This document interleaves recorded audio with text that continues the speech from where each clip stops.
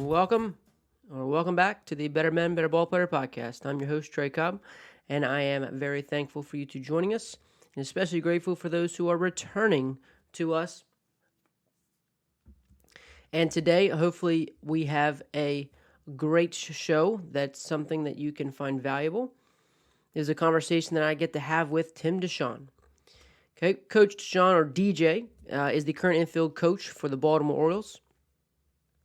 He was a former assistant coach at the University of Memphis, where part of one of his clubs, they were second in school history with a 974 fielding percentage. Another year, they were second in school history for fewest errors in a season. He's also a former assistant coach for the Milwaukee Milkmen, as well as a assistant coach for the University of Hartford. Again, setting records in team defense, becoming 49th in the nation there in their fielding percentage, and having multiple guys taken in the draft.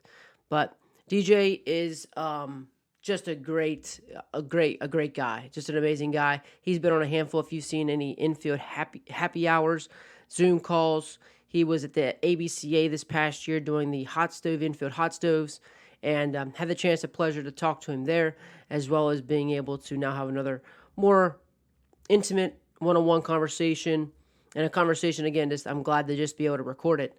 But we get into infield play about, again, the physical part of infield, developing better infielders, as well as the mentality of a good infielder and how he's helping develop that.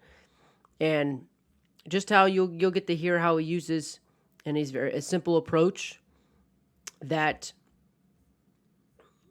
he can use for all levels.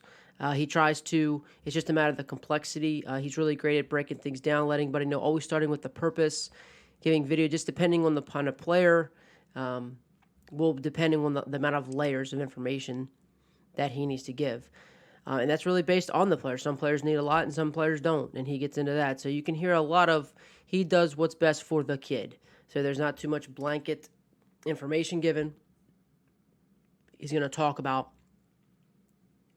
his individualizing, and just as a coach, knowing the players, being a relationship-first coach, which is huge. You hear a lot of great coaches talk about that.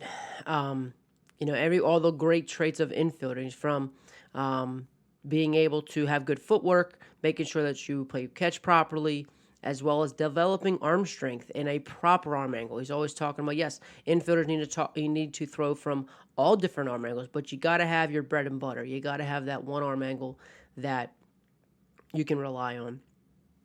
And of course, lastly, is just your hands, to be able to develop those things. But DJ talks about how to develop them, what he feels like is the best way to do that. He's a great presence on Twitter, big time Twitterer. Is at DeJohn, at DEJOHN_5. He's a great follow on Twitter. I've gotten some great cues from him. I think there's always better ways to say. There's always different ways that someone's going to say something, and it might help a kid. And that's what I've always gone to every ABC about. That's what I love about these conversations.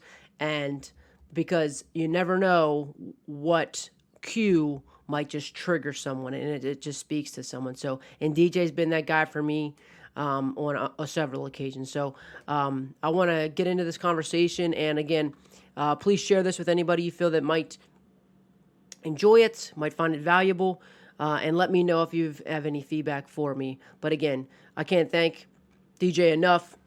So hope you enjoy us talking infield with Coach Tim DeJohn. Here he is, DJ from the Baltimore Orioles.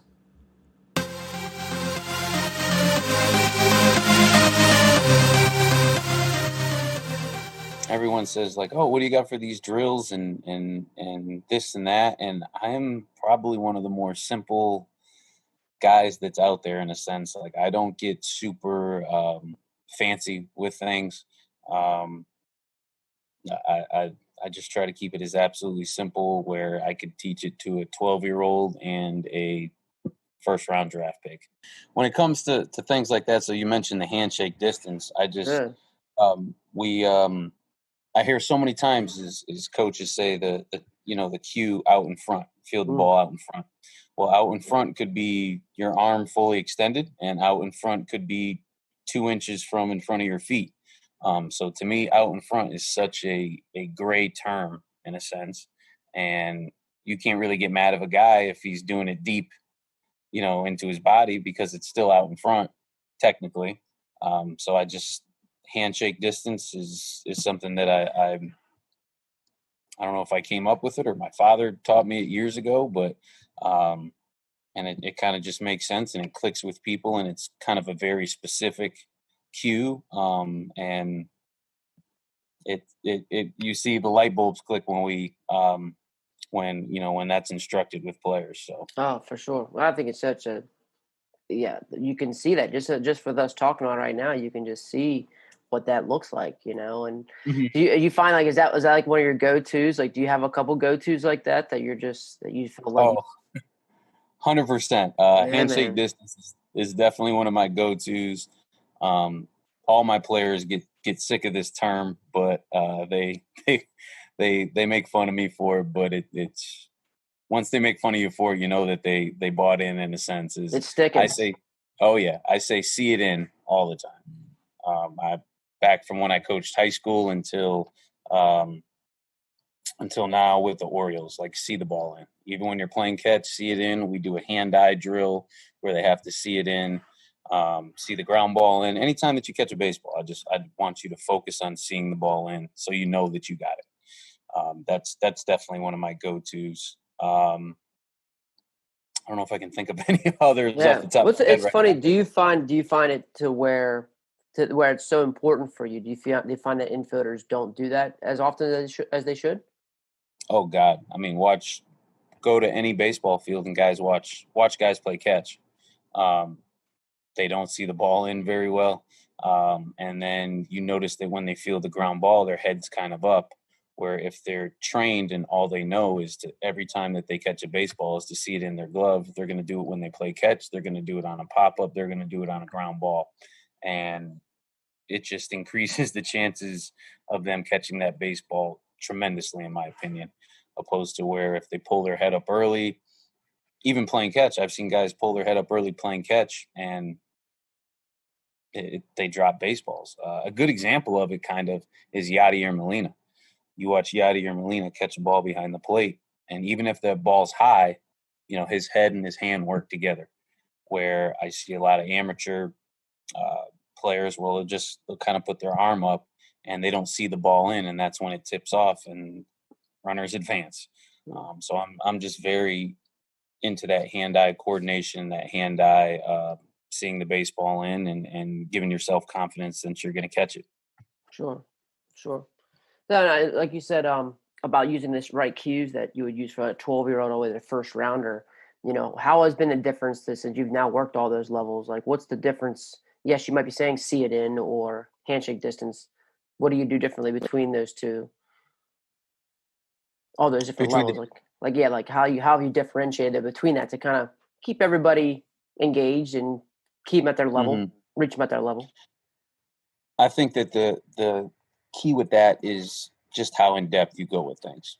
Like with a 12-year-old, he might not even need to necessarily understand all the building blocks of what he's doing at that point because it just might confuse him. Where the further that you get up, the more experience that the guys get, they want more information, and you just get a little more detail oriented with things, and you identify little things, and um, you let them know where they could go wrong. So if you're not around and they're working on it, they kind of have their checklist.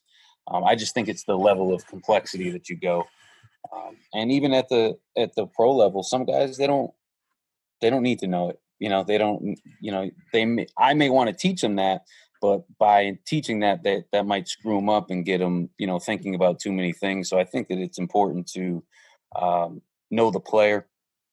Okay, I had a shortstop at the University of Memphis, extremely bright kid. If I didn't come to him with different levels of complexity when teaching, um, it wasn't going to work for him. He wanted more. Where I've had other shortstops in the past where they don't need to know it because it's just going to get them thinking too much and it all depends on the player and what works for them and how they go about taking things in. So how do you go about knowing your players? Like, especially now, like, because you might, depending on where you're at, you're going to see it's almost fluid roster. So like, how do you go about that? Like, how are you intentional about that? Oh, well, first off, I'm huge on building relationships with guys. That is probably one of my strong points. I love being around the players. I like the players more than I like the game. Talking to them, understanding what makes them click. Just straight up asking them, like, hey, is this too much for you? Do you want to know more? Do you need to understand? I just think that honesty and open communication really, really helps to navigate how you're going to go about coaching them. And you just got to talk to the guys. You got to talk to them like they're normal people and not just baseball players. And I think that by having conversations, you get a good idea of what type of learner they are. And that right there is another thing, is understanding their learning styles. Some guys are visual, some guys are verbal, some guys you need to draw a diagram, whatever it may be.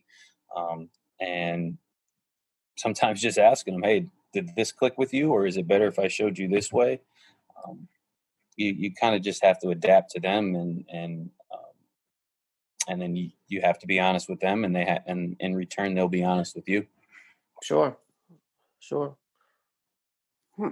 Well, that's good. It's just so interesting, that you are in a, like I said, you were an outfielder, and do you find, like, so I'm assuming that you love to learn, like, did you you probably learned a lot by just watching, so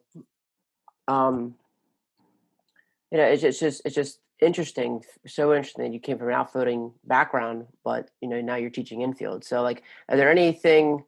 What do you think, I guess, as is putting you ahead of other guys? And for in order for you did well at Memphis, and you see all your records at Hartford and Memphis, and getting out with the Orioles. Like, what has kind of driven you to be such a great infield coach?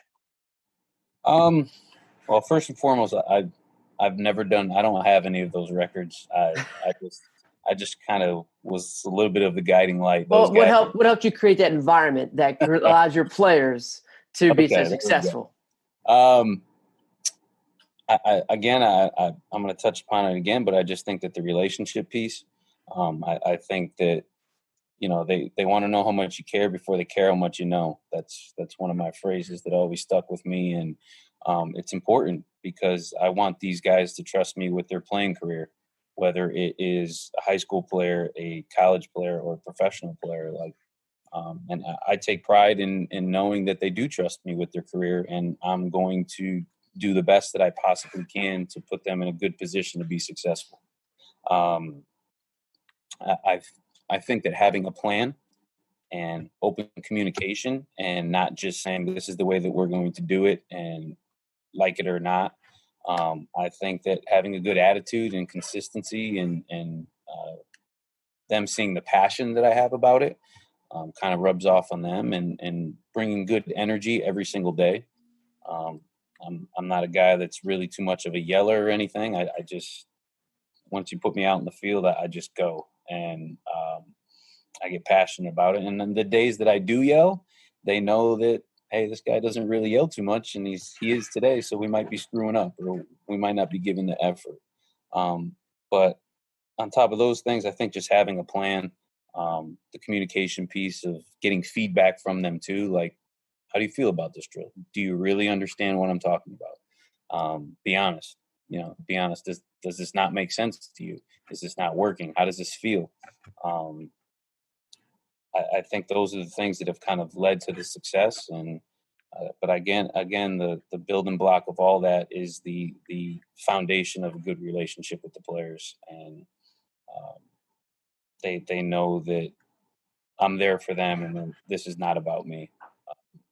I'm there to serve them and help them and guide them, and it's not I don't have any records like you said before. Those guys do, and I was just part of it, and I'm proud that they accomplished that. That's awesome. Yeah, that's what guys want to play for. You know what I mean? And they know that, so that's awesome. Shows you're a great servant leader for sure. Go O's, man. That's going right.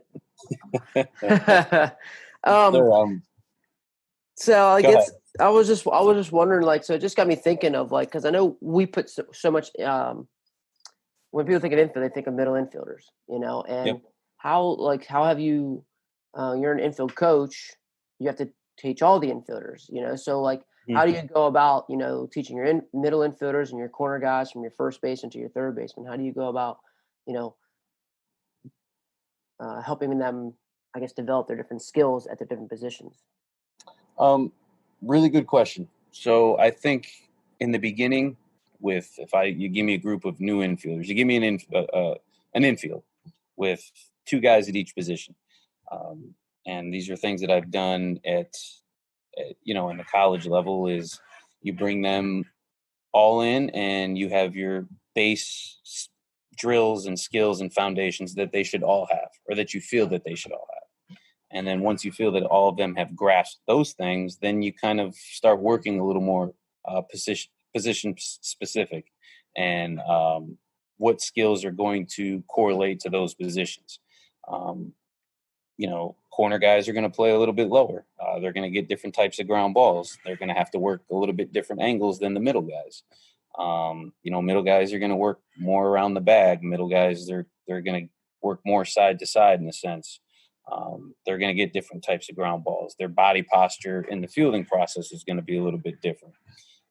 But at the same time, we've also had some days where we have our first baseman go play shortstop a little bit, just to not too often, but just to develop different types of skills and use their body a little more efficiently, and use their legs when they're throwing over to first base.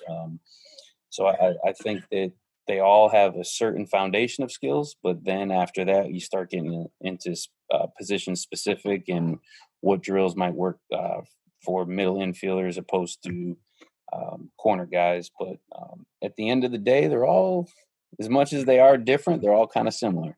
And Hmm. it would be nice to have all shortstops, but that's not that's Yeah. not always the case. Yeah. I guess with that, like, so you're saying the base skills. Once you have a base skill, your base skill, then you go position specific. So, what kind of base skills are you looking for? Because everybody's a little bit different with that. Yep. Well, the see it in, the whole see it in. We do a hand eye drill that everybody does, and that kind of sets up for the next part, which is we go to like a glove isolation drills where they're on their knees. Um, we do a series of those, and they all do those same things. When they play catch, we make sure that they're always using their body. I like them to have their um, I like them to have their hands chin height, middle of their body, whether they're a shortstop, first baseman, whatever.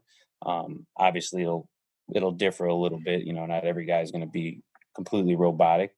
Um, Understanding their body position, their feeling position, the importance of the hinge at the waist. Those are kind of my base, and then after that, I mean, you're going to go in a million different directions based on the player and the position that they play. Sure, sure. So, like, let's dive into like specifically, like, let's say first base play. I just don't feel like it gives enough, and enough time, and never really has a great conversation between first base play, So, like, will you? I guess in your day and I guess your time with it depends on I'm sure what the manager wants to do, but will you work specifically and do some specific like position stuff specifically with the first baseman? Is it part of the whole infield? What do you like to do with your first baseman? First baseman, I kind of like to get them out there on by themselves some days.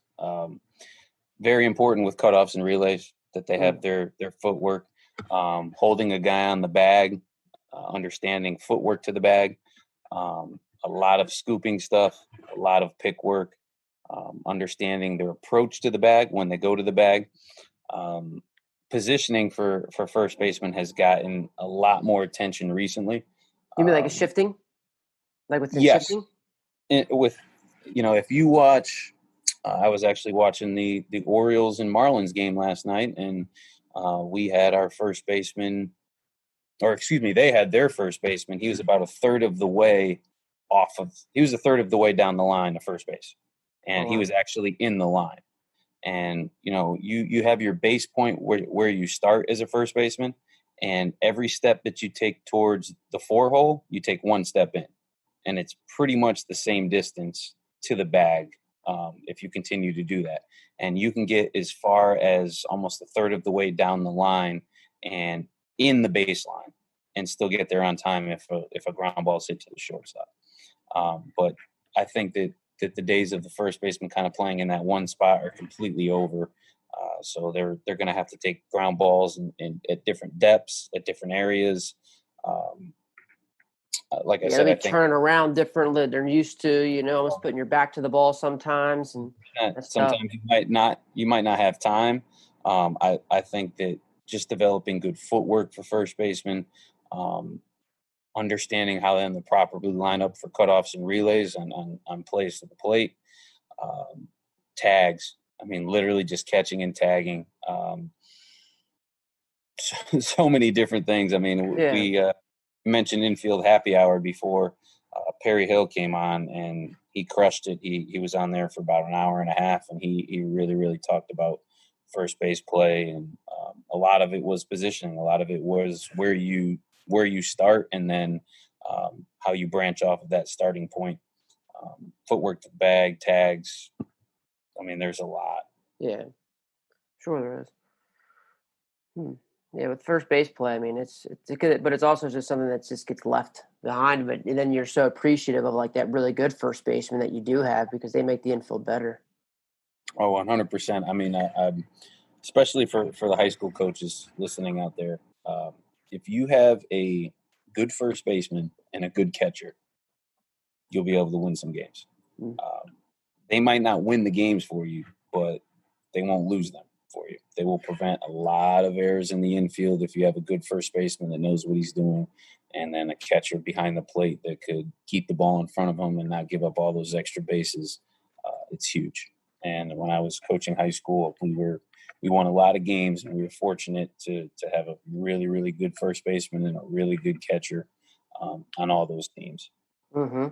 Absolutely. I think there's the old days of, just that big old guy on first base, it's a little, that's gone. You don't see too many of those guys, especially at your level anymore, especially with all the shifting and things like that you're talking about. They got to be pretty athletic.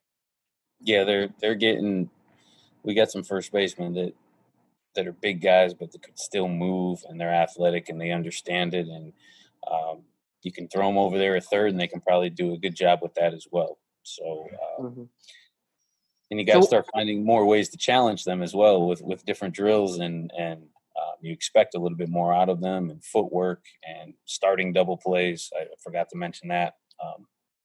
That's another thing, making sure that they're accurate throwers, making sure that they understand rundowns as well.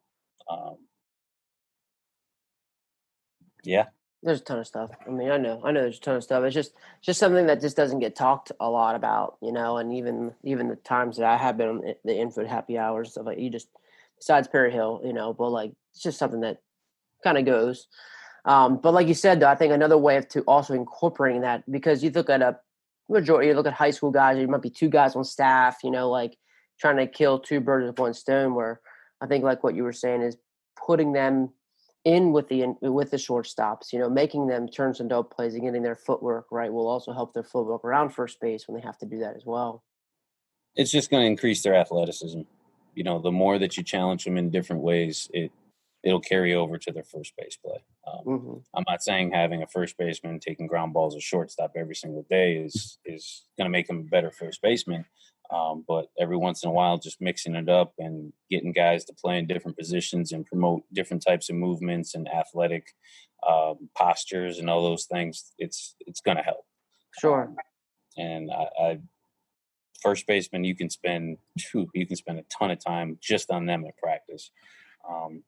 And if you feel that you're not getting enough with your first baseman, then have them stay after practice for 10 minutes, 5 minutes, whatever it may be, just to work on some things. I feel like a lot of first basemen feel like they're, like you said, they're not included in things because it's not the most important position, quote unquote. But if you're lacking with them, then take the extra time, and they'll appreciate it. And and you'll see their play jump up. Well, you said like when you were coaching high school, like what were some ways that you were creative with that time? Because we only had so much time and you only had so many resources. Like how are you creative with kind of getting to all your infielders? I wish I was more creative, to be honest. I remember, specifically when I was coaching at Southington High School, we had very good teams for the 5 years that I was there. And after year one, I looked back and was like, I got this. And then after year three, I looked back in year one, like, what was I doing? Like, Right. and then after year three, I'm like, I got this now. I figured it out. And then you get to year five, and I was like, what the hell was I doing in year three? And I think that that still happens now. Like, Sure. there are days in spring training where we develop some practices, and you're like, that was a pretty good practice. And then 5 or 6 days later, you have a practice, and you look back on the one that you had earlier, and you're like, the hell was I doing there? What were we doing? And I don't know if we did anything necessarily creative in high school.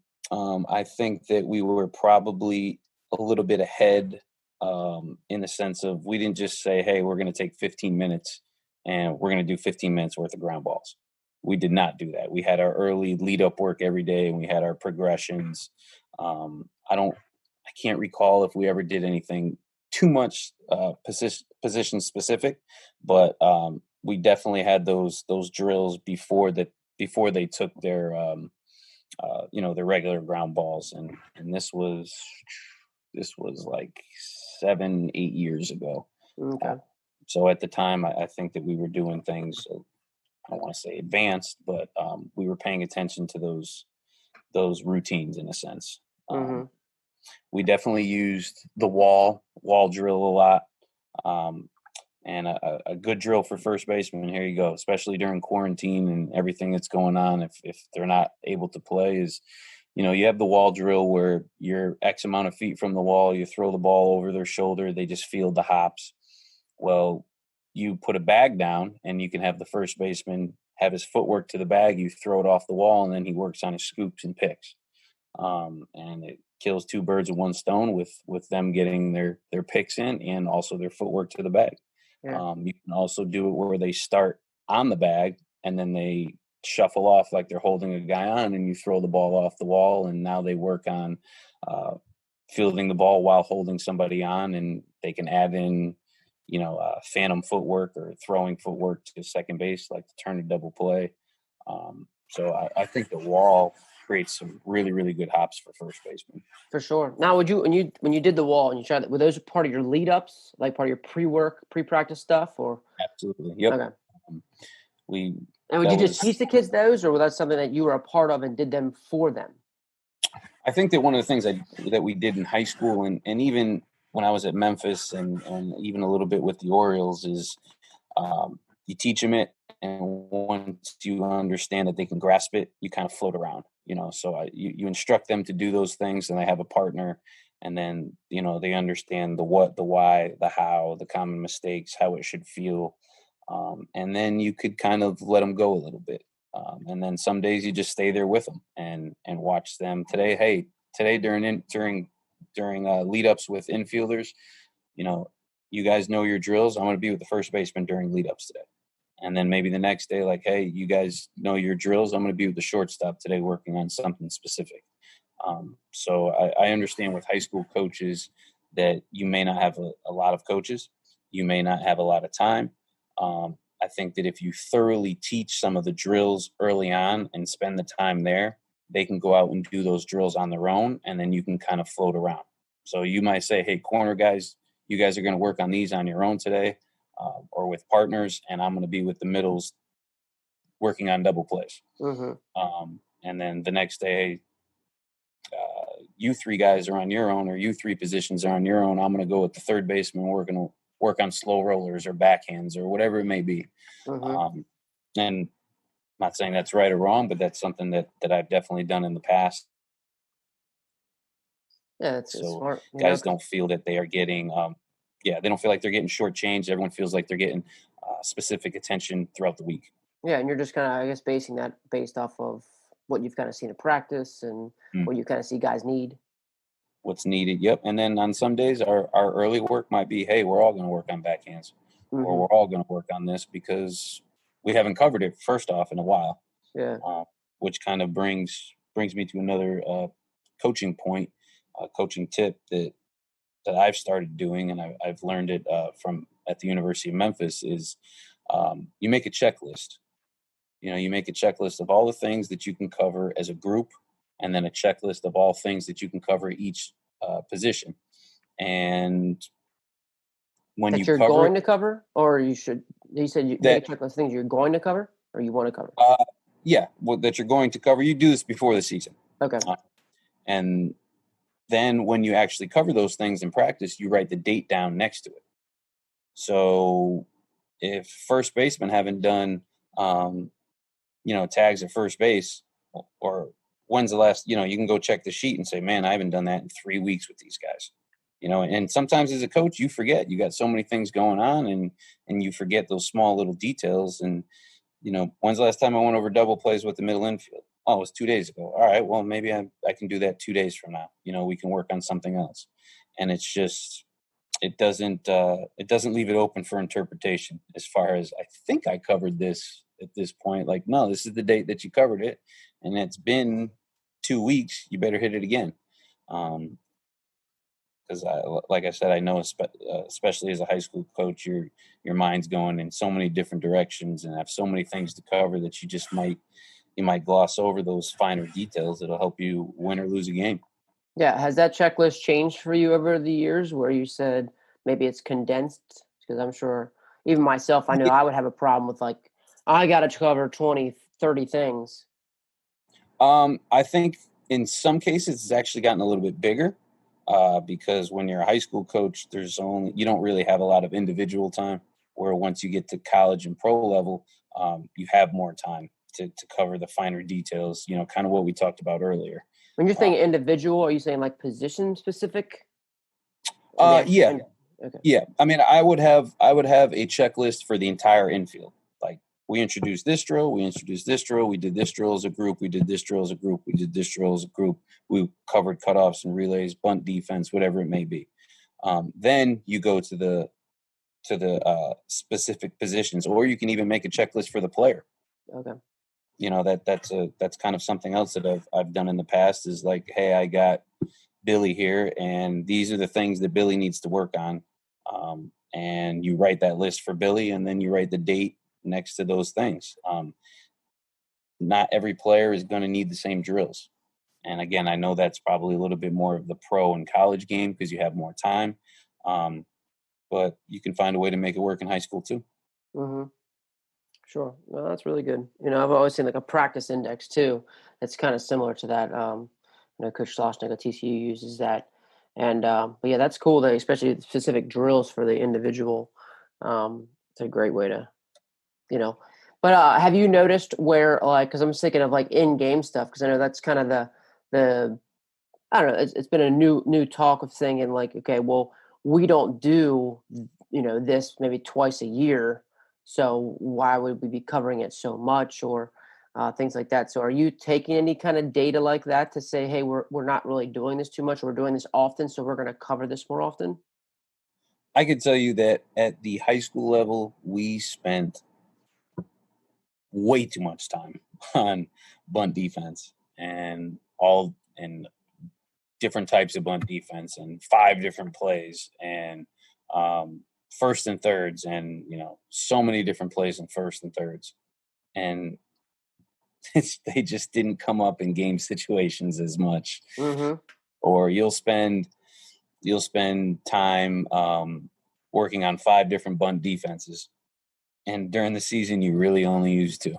Mm-hmm. So we're going to cut down. We're getting rid of those 3, and we're just going to hammer home and be really, really good at those 2. I've definitely found that, I don't want to say wasted time, but it was kind of wasted time Sure. on things that just don't come up as much. And I would spend more time on the team stuff, or excuse me, I would spend more time on developing those players' skills than bunt defense. I Mm-hmm. really, really would. And another thing that I think we've all done this, and I've stopped doing this, and it's made a huge difference, is you make your practice plan and you have 10 minutes for bunt defense, and you end on a bad one, or you want to keep going and one more, let's do it till we get it right. And then the next thing you know, you're 20 minutes into bunt defense. The guys their confidence is shot. You're frustrated. You're starting to yell. Just if you put 10 minutes, 10 minutes, and that's over. And it's over and done with. And I don't care if you ended on a good one or a bad one. It happens. I think actually ending on a bad one sometimes helps them learn to deal with some failure. And that it also lets you know, hey, we need to come back to this. And then you go back to your checklist and you write the date, and you might say, hey, we covered bunt defense and it didn't go well, so let's hit it again on Thursday or whatever. But I definitely think that how personally I've used practice time has changed pretty tremendously from my high school days until now. I'm sure it just shows that your growth as a coach, and I think what matters most. And I don't know, just instead of just trying to cover a thing, you're like you said, you're trying to get them really good at certain things, and that's valuable. I think players respect those things as well. They can also tell when things don't matter. One of the things, kind of, that I can't get into too much detail in a sense, but at the pro level, like understanding what angles infielders take towards the baseball. So at certain positions, I was spending way too much time on them working on certain angles to the ball. And if you look at the 2019 average in the American League for infielders taking those angles, it was less than like 5%. And I was like, we need to change that. And I didn't know that they take this angle as much as they do, so we need to maybe work on that more. But I think that just watching the game and maybe charting your players in the sense of these guys keep doing these same things right or wrong in the game. I think that sometimes I see a lot of high school coaches go way too overboard with the charts. They collect all this data for all these different things, and then I ask, well, what are you going to do with it? And there's no answer. I think that you collect data that's important to you, that you feel is going to help you design practice, you feel is going to help you put your players in a better position and help them specifically get better, and that's it. I don't think that you need as much at the high school level as they think. I would spend more time on skill development than I would of all the charting and data, to be honest. Yeah, well, so what do you think that chart would be? Like, let's say to improve an infielder skill in high school, what would you think that chart would look like, or what would you collect from a data standpoint? You know what I see a lot, and trying to think of the best way to put this, shortstops all the time. You see a high school shortstop, he will make that Jeter play, or he'll round that ball in the hole and jump up and throw, or make a wild play, and everyone thinks it's a great play. And I look at it, I'm like, if he just took a different angle to that ball and backhanded that, and he would have gained 8 less feet that he would have to make on the throw, and he can set his feet and make that throw easily, instead of having to make that super athletic, low probability of an out. And I would kind of just pay attention to that, is the angles. I would pay attention to if they're reading the speed of the ball, where, you get a ground ball, a high school kid, and he may hurry up and get rid of the ball super fast, and the guy's only halfway down the line, where I'm like, he could have took an extra shuffle there and made a more accurate throw and took his time. Or if guys aren't reading speed in the sense of that's a slow hit ball, and he kind of takes 2 shuffles and takes his time, and the guy's safe. So I just think that their angles, and them reading speed of the ball, and maybe just chart the balls that they make errors on. So if you see something consistent, these guys consistently making making errors on backhands, well, then we need to spend some time with this guy and practice on improving his backhand or talking to him about his backhand, what his thought process is, whatever it may be. And that's kind of all I really, really did over the years. It's a little bit different now that we kind of have an analytical infield team that I could call them and ask them anything at any time and say, hey, what is the percentage of balls here? And, what is the angle that these guys take? And they'll go find it, and they do a great job. But I just think that sometimes there's so much time spent at that on the lower levels when it could be spent elsewhere. Sure. What do you think? So thinking of, doing those kind of things, what do you think would allow, you see now infielders, you're seeing first round draft picks, you've seen high school kids, you've worked with younger kids.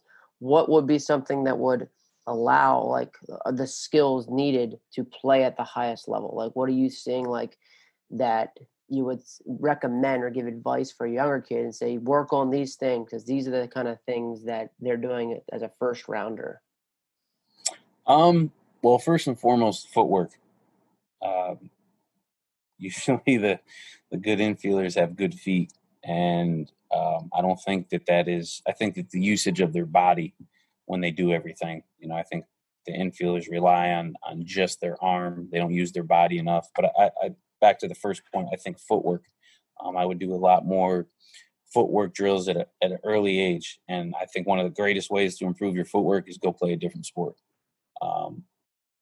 Soccer specifically, I know that a lot of our guys with the Orioles that have good footwork in the middle, I've asked them, they were high school soccer players as well.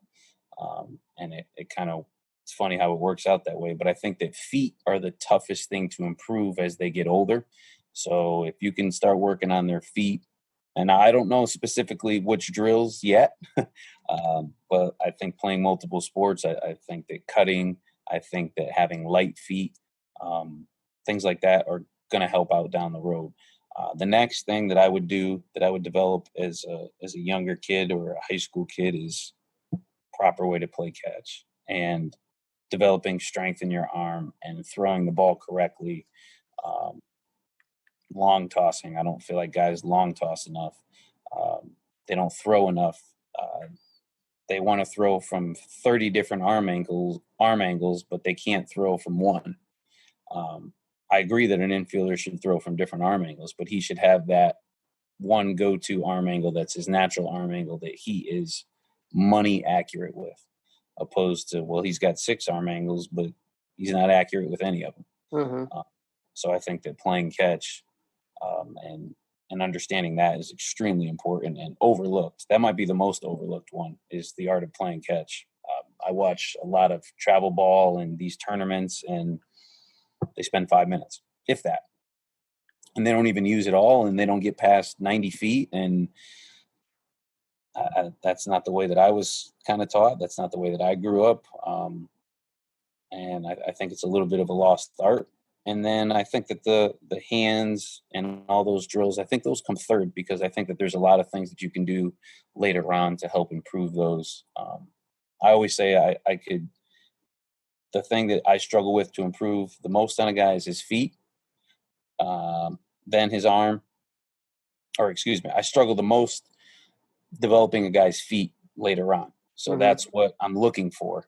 Like a guy that has good feet, okay, I don't have to touch that too much. Then the arm, because I think that you could make the arm stronger with long tossing and things like that. And then the hands third, because there's a lot of things that I feel that you can do to improve a guy's hands.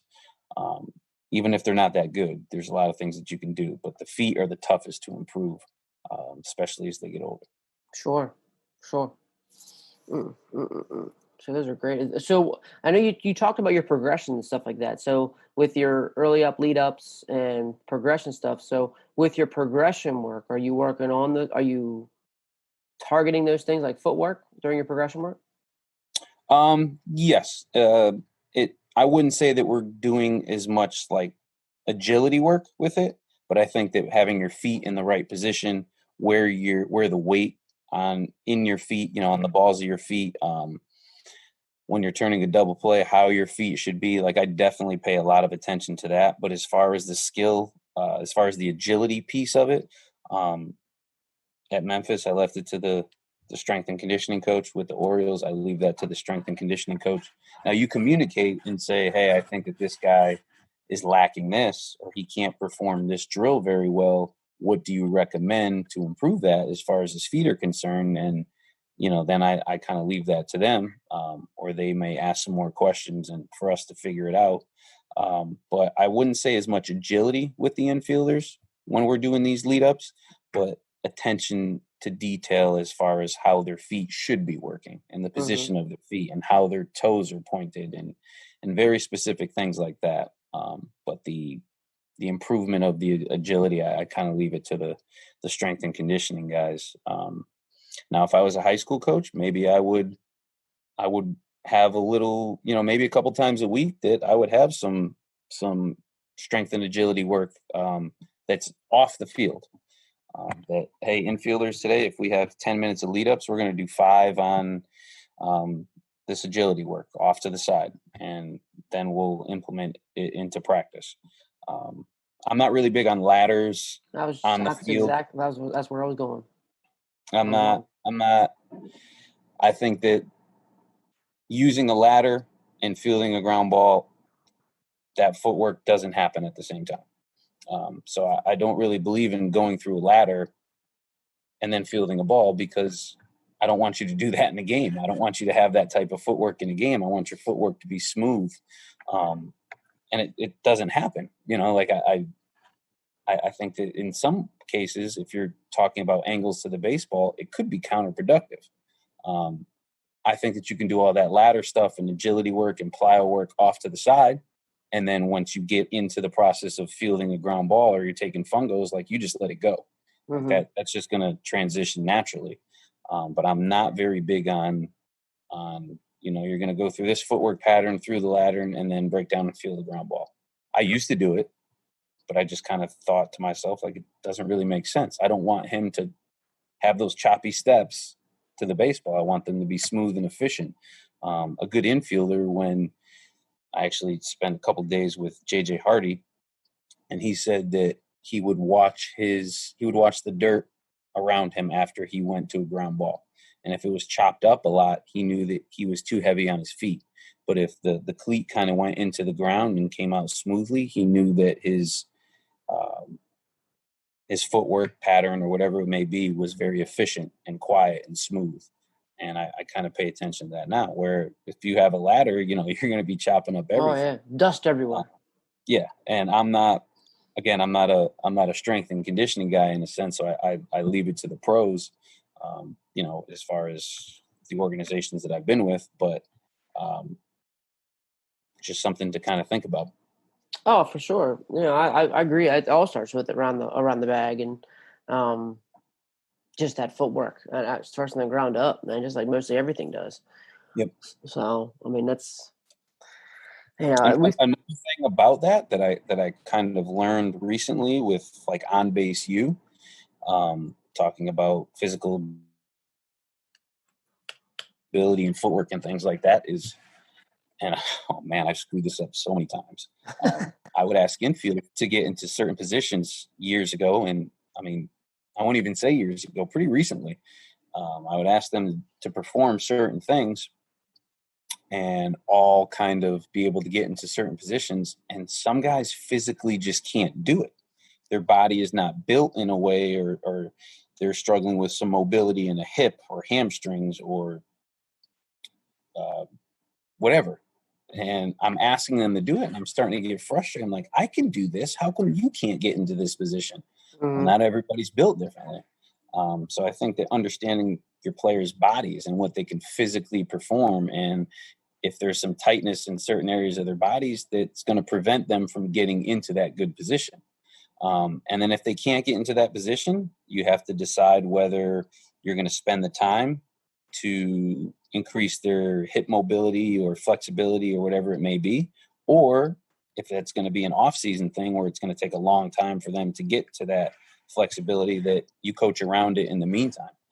Hey, you can't get into this position, but we're going to put you in this position. That's the closest thing that, to that position that I want you to be in. And that's something that really,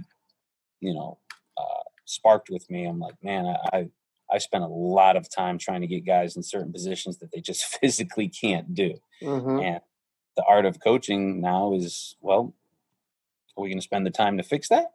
Or is that an off-season thing? And we need to coach around it and come up with a plan to get him as close to that position as possible in a different way. I'm just writing that down because that's great. And now my brain also goes to think of, okay, well, you're trying to teach that to a 12-year-old, you know what I mean? Or you're trying to teach it to a high school kid, not being able to go through the on-base screen and not really know that. But fundamentally that kid has to get into that position. Yep. So what were your advice there? Where maybe this kid can't, is it really truly can't, or at least showing him like you need to try to get to the position. I think that's a great question, and I think that's a tricky question. I don't know if I know the answer to that because when they're younger like that, they're still growing.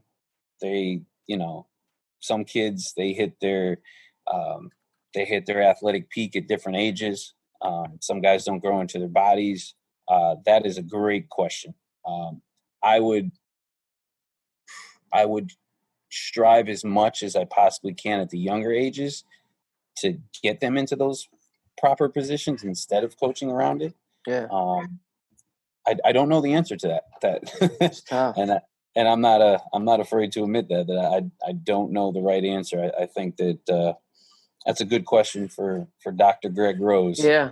Well, I just don't know what, you just wonder, you're just trying to do the best you can. But I know it all depends. It all depends on all the kids, and you just get those. And that's what's hard about coaching. But, you do want to be able to at least fundamentally say, can you show me that? Or like, do you know what the position is? Maybe they're not able to do it. I just think fundamentally, our job is to also teach those fundamentals that we can build on. But if a kid can't physically do them either, like it's just something that, like you said, you determine, okay, well, we're going to have to put you over here and put you in this maybe hybrid of a thing, or you're just not going to be able to do it, or we're going to work on this, or it's so important that we have to work on this now. Yeah. Well, I kind of talked about that concept like it was pretty easy.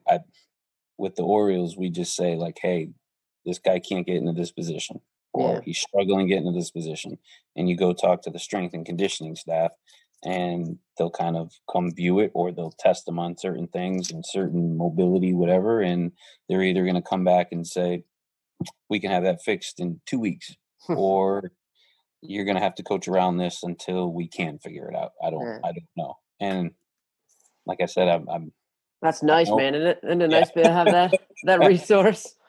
I leave it up to the experts. I don't know the answer to it, but I think that it's just something to keep in mind. If you're a high school coach or an even lower level coach, even a college coach, is sometimes we ask guys to do things that they just physically can't do.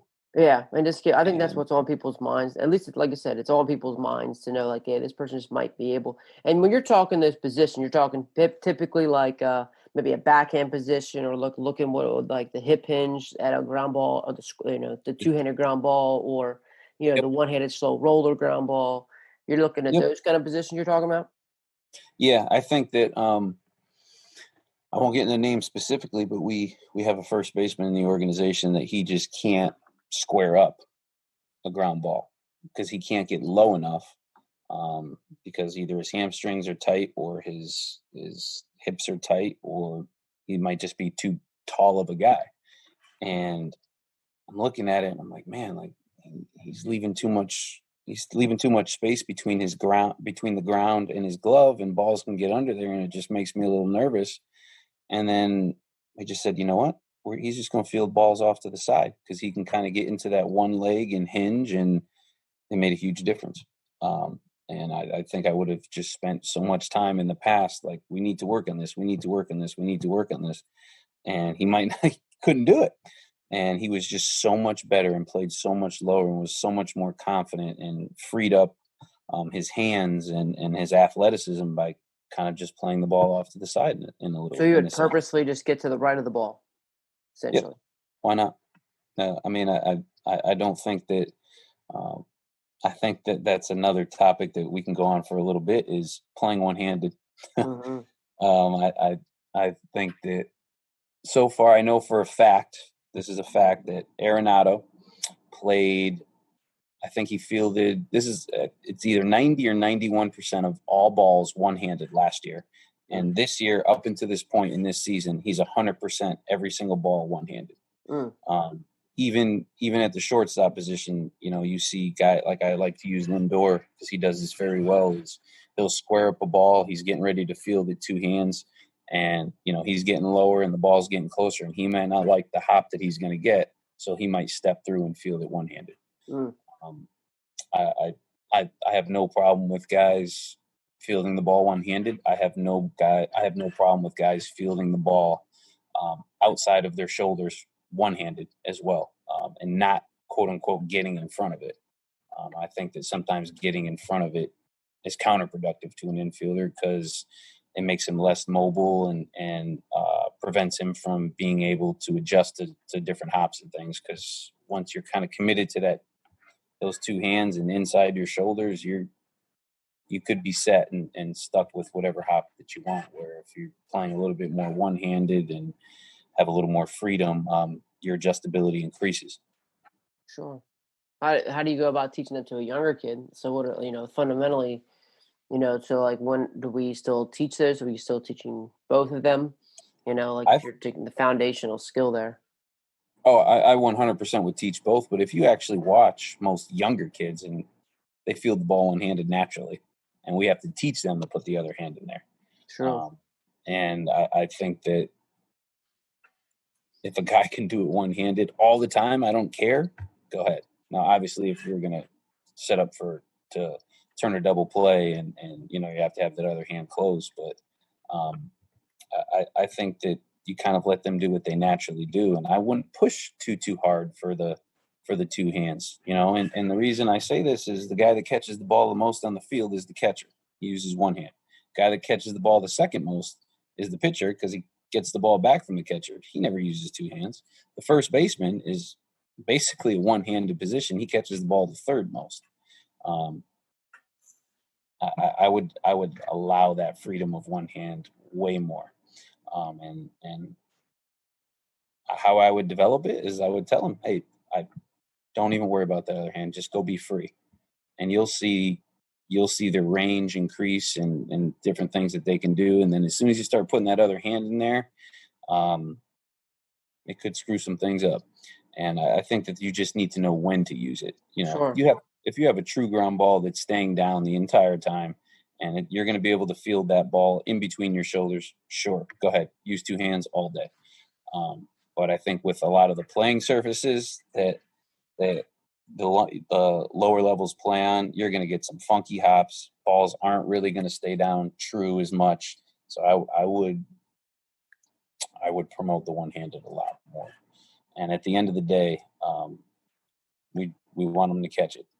So it doesn't. They all don't have to be cookie cutters. Kind of how I tried to make guys in the past, and I just promote as much as I possibly can with the one-handed stuff. And guys seem to like it. They feel more free with it. They feel more confident with it. So I wouldn't always hammer home two hands. Sure. Yeah. Just and like you said, being able to do both is important. Yeah. As many different skills and abilities that you have, the more flexible and the better infielder that you're going to be. Mm-hmm. Well, like you said, out Lindor, like he might choose that right hop where he just has to push through one-handed anyways. Yep. Yep. Or if it's a shot that he gets caught when he's got to use two hands so it doesn't go up his body, and he has to use two hands. So. And I think it comes back to what we talked about a little bit earlier. Is just understanding your player. Like, this guy's really, really good with two hands. Yeah. Go be good with two hands. JJ Hardy. This guy is really, really good with one hand. I don't need to hammer home the two hands as much. But like I said, I think it's important to have the ability to do both and understand when to use them. Mm-hmm. Sure. Well, man, before we get going, man, I do want to kind of switch gears a little bit, especially after speaking to Catherine Rowe, and talking about some mental skills and stuff like that. And, and Mhm. I know there's a lot more to it. I'm sure that you've had some more time to even discuss through Zooms and things like that about maybe the mentality of an info. That's something we haven't touch base on. I mean, like how, like what kind of mental skills, like the mentality you want in an infielder? What have you seen like in those top infielders that haven't? And how are you developing it? I think the skills that are important for the mental skills that are important for an infielder. First is you kind of have you got to have a little bit of a high IQ in a sense, and understand the game and understand um, where you should be and cutoffs and relays and what's important at the time. But as far as kind of the topic that we're talking about, I think that the game is the same on a high school field as it is in Camden Yards. It's the same game. The only thing that happens is the speed increases. Guys throw the ball harder, the ball gets hit harder, guys run faster, everything increases. And if you take a high school player and you put him in a Division I uniform, he's going to be a little lost because the game is so fast. And it's not just fast physically, it's going to be fast mentally. There's less time in between pitches. With that being said, the good infielders take that fast game and slow it down. The moment doesn't become too fast. They know the crowd doesn't affect them. They can control their breathing, their heart rate, their adrenaline as best as they could. But all those moments are the same to them. One isn't different than another. They don't get super hyped up. They stay in control. They don't forget what they're going to do before the play happens because they're so out of it. And I think that comes with controlling your breathing, being comfortable in those moments. I think that going to a place where you're uncomfortable so many times and failing in practice so many times that you actually become comfortable in those scenarios. It's difficult for younger kids to understand, younger players to understand, because they want to, if they're practicing, they want to have success all the time on everything that they do. But I think the more that they actually fail in practice, the more comfortable they'll be in those big moments in big games when it really matters. And I think that dealing with the failure, how they respond to it, and understanding that each ground ball is individual from one another. That last ground ball has nothing to do with this one. And having a short memory. And, you make an error, maybe you take your glove off and turn around and breathe, whatever it takes. Be pissed off for those 15 seconds, but as soon as you put that glove back on, or as soon as that next pitch is ready to go, like, it's over. That moment's gone and this moment's here. And then when that moment's over, we move on to the next one. How would I teach it? You have to practice it. I mean, Amen. It's called practicing meditation. It's called practicing mindfulness, because it takes work. It's not easy.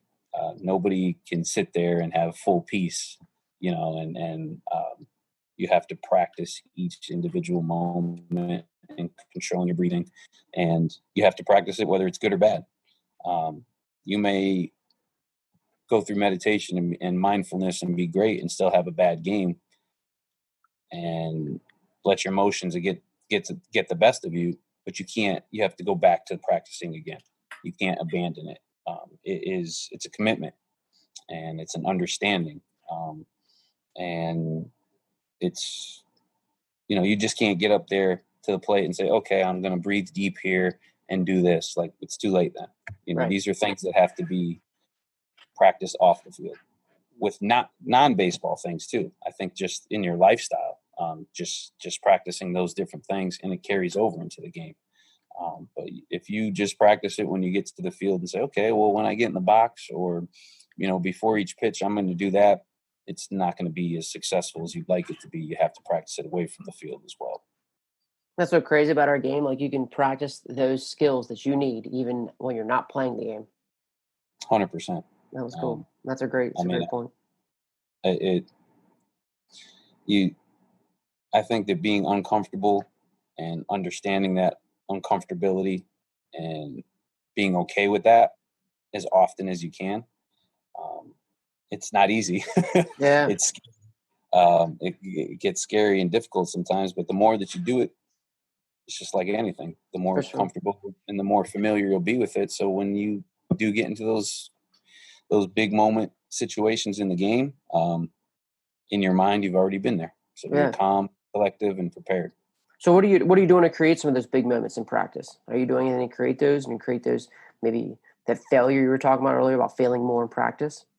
You know, a great point with the failure is we kind of started doing this in spring training a little bit near the end, before we got sent home, is we put or try to put a success rate on the drill. So we tell a guy like, hey, this is routine ground balls. Like, we need to be 95% on these. Like, you got to hammer these home. Or if we're doing something that may be difficult, or we're going to put a lot of pressure on them, or maybe we put them in a shift and we hit the ball out of the shift and see how, hey, this is a 40% success rate. Like, go challenge yourself. Like, there's going to be failure here, so be okay with it. And it kind of pushes guys to get more comfortable with making mistakes. And what I mean by making mistakes is they're just challenging themselves instead of taking that safe route where you might not get the double play. Like, hey, we want you to challenge yourself and take this route, and you may not get to it, but if you do, we're turning that double play. Mm-hmm. And it just promotes. It kind of gives them an idea, because there are some days that we have very difficult practice plans or very difficult drill at the moment, and guys were getting so frustrated because they weren't getting to the balls or completing the play, and you can see them kind of not checking out, but it was carrying over into the next play and the next play. And then we started putting a success rate on it, like, hey, it's okay to fail here. Like, we only want you to make this play 60% of the time instead of that 95%. And then you just saw the pressure kind of come off them. A great drill that I would do in high school, as far as creating game-like pressure, is you can kind of have an inner squad, pitcher on the mound, hitter at the plate, everybody in the field, and every batter is a 3-2 count. Hmm. And you want to talk about pressure and chaos. There will be guys pretty much running on every pitch. If they're on the bases, the pitcher has the pressure of throwing a strike. The batter has the pressure of deciding whether he's going to swing or not. It gets, and the game happens fast. We talked Sure. about that. Yeah, it does. Things happen fast. It's not like he gets on and you just see guys start to breathe, and a lot of those deep breaths between the pitches and everything, and it's intense. And I think it's a great way to create the most game-like pressure atmosphere that there is. And, Yeah, and that's it puts pressure on the defense too, because we got to make these plays. oh Because yeah. I mean, you can throw 3 pitches and it could be bases loaded, and it's a different way, and I love it. And you just see, and it also gives in some instances it gives guys less time to think, because they have to move on to the next pitch, because that next pitch is extremely important. And they'll focus, because 3-2, something's going to happen. Where maybe Yeah. on a 0-0 count, nothing might not happen. Something is happening on every play, so it really locks in their engagement. Sure, and that goes back to those mental skills you're talking about too. Even like you said, moving on next pitch, having that short memory to go, and it's good and kind of brings up all those things. Yep. Yeah, that's super good, man. That is pretty cool. 3-2, a 3-2 chaos scrimmage. It's basically Yeah, and I mean you get you can get 3-2-2, and then guys are running base. I mean, it could. Oh yeah, 3-2-2. Well, And yeah. it's gonna happen. I mean, there's so many different positive things that could be worked on from that. And Mm-hmm. you might not even need a pitcher. I mean, it's good for the pitchers to lock in on those pitch, but maybe you throw a hack attack machine on there, and like, something has to happen on this pitch. So there's different ways you can get creative with it, but it's it creates the most pressure, game like pressure, out of anything that I've seen so far. Oh, for sure. And if anybody has anything different, please share, because that's one of the things that coaches struggle with or try to create most game-like situations as possible. Sure. Pressure. Yeah. Game Pressure. situation. Right. I've done the whole, you try to have last man standing. You're trying to, put something on the line to win, clean up guys or run guys, like you're trying to create as much pressure as you can. Um, so it's just definitely looking to do those things. The stopwatch is great too. I love the stopwatch to help guys, like what you were saying earlier about like guys having like watching guys who like you're talking about your in-game data about watching how they get rid of the ball, the time, that internal clock they have, so putting them on the clock for me has always been a huge thing. That even just say it out loud, tell the kids, say it out loud, 1, 2, 3, and all those kind of things. Guys not getting in the bag to second base enough, like try to get it there within 3 seconds, 2 to 3 seconds, got to be at the bag, like. And I think that like you said, with putting times on things, like that's a variable, and you can control how fast that they work. If you say 5 seconds for something, like you are telling them that you want them to work a little bit slower and focus on this and focus on accuracy. Where if you're telling, hey, this is a 3-5, I don't know, I'm just making a number up. You're telling them that you're going to go fast. So whatever it takes to get that play done. And it may not be a high success rate like we talked about, but we have to move fast in order to even have a chance. Mm-hmm. So I think that times and anything is a great variable. I think finding variables in any drill that you do changes the complexity of the drill completely. And I think that time is one of the most important ones. Yeah, for sure. For sure. I think it's a great thing to stop there too, man. Like I know it's already been in over an hour, so we've been right here at an hour. So man, I appreciate it. Is there anything else? Like, let's say someone wants to reach out to you, man, talk to you more about, like your lead ups and things like that. Is there any good way to contact you? Yeah. I'm on Twitter, and it's at DeJohn _5, DEJOHN _5. Give me a follow, shoot me a private message or a public message. I always respond. Right now I'm a little busy, so my turnaround isn't as good as it used to be, but I will get back to you. And anything that I can try to do to help people and answer questions, I'll do the best that I can. I promise. Yeah, man. Yeah, you're pretty active on Twitter. I haven't as much in the last few weeks. I've kind of taken on some more projects and been involved with some different things. But when I do have time, especially in the beginning of quarantine there, and when you couldn't do anything, right? Yeah, I was definitely active. But well, that's cool, man. So you said at DeJohn, at DJOHN _5. DE at DEJOHN _5. Yep, got it, man. And that's it. So that's awesome. You might see some sneaker stuff on there too, and maybe a couple things about LeBron James, but there's baseball mixed in there too. That's all good. Yeah, Catherine was wondering. She was saying that we'd have to probably talk about some type of sneaker at some point. Catherine is awesome. Yeah. Shout out to Catherine Rowe, who does not have Twitter, by the way. And we I did. Get on her. Another thing we talked about, because I told her about it too. Yeah, she needs to get on there. I'm going to get her on there. But Catherine is awesome. She brings good energy. She really believes in mindfulness and helps people with it. And she's been great to me in that aspect and a phenomenal friend. And yes, she's correct about sneakers, me liking sneakers. So shout out to Catherine Rowe. Get Twitter. That's right. I told her because you guys are all rock stars, man. It's really great. Especially being an Oriole fan, being from Maryland. It's just great to see. They have great leadership in the organization and great coaches that are one, a player first, and then trying to do the best by players. And yeah, she is. She's a rock star, man. You're a rock star as well. And I just can't thank you enough for taking some time this morning, man. I appreciate you having me on here, and yeah, buddy. I'm really excited. Like I'm so happy to be an Oriole. I'm excited the direction that the organization is going in, the mindset that we have, the things that we're working on. the players that we have in our system. I'm really, really excited about these next couple of years and the direction that it's going to go in. And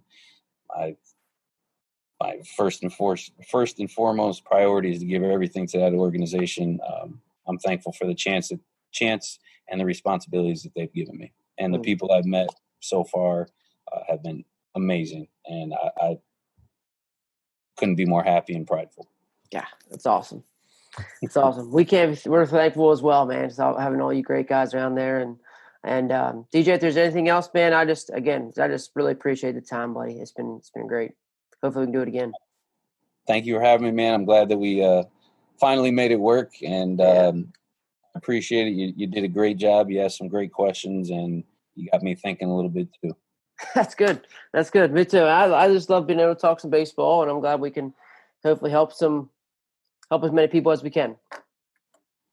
That's always the goal, man. Thank you again for having me, and let's stay in touch. Absolutely. Thanks, DJ. Take care. All right, man. See you.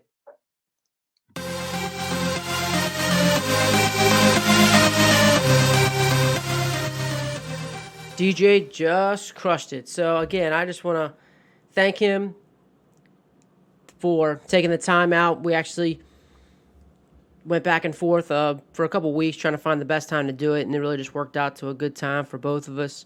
But, again, just the consideration for him to be able to sit down and talk baseball for a little bit over an hour. And, again, if you have any questions with him, he's a great sharer. Again, just another guy who's a great part of this baseball coaching fraternity that just is willing to share, willing to learn. If you have anything that you'd like to reach out to him about, any questions at all, please feel free to follow him on Twitter, contacting him there at DE as in Edward, J as in John, OHN _5. DeJohn _5.